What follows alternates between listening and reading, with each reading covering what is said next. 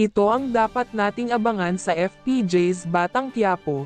Napapaluha na lang at napapapikit si Marcelo at Madonna habang pinapanood ang pagpapahirap nila Don Facundo kanila Tanggol.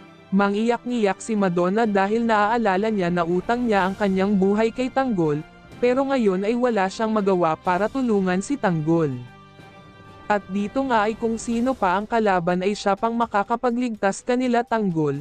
Darating kasi sila Ramon at mabubulaga sila Don Facundo at dito wala nang kawala si Facundo kay Ramon, at kapag makita ni Ramon si Tanggol ay aalamin niya ang pangalan nito at sasabihin naman ni Don Facundo na si Tanggol ito at may atraso ito sa kanya kaya dito na makikilala ni Ramon ang tunay niyang anak.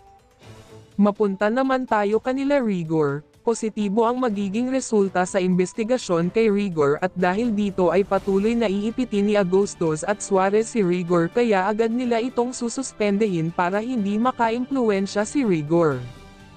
Sa pagpapatuloy na investigasyon kapag napatunayang buntis nga si Lena ay makukulong at mawawalan ng trabaho si Rigor kaya sa pag-uwi ni Rigor ay magdedesisyon si Rigor na paalisin na si Lena at nang sa ganun ay hindi ito makita ng mga investigador.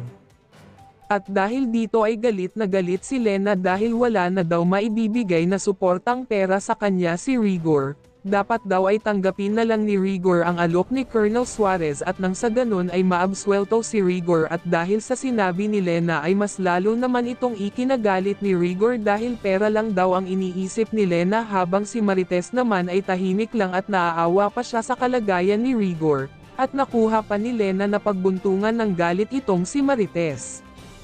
Ito ang dapat nating abangan sa mga paparating na mga nakakasabik na eksena dito sa FPJ's Batang Quiapo.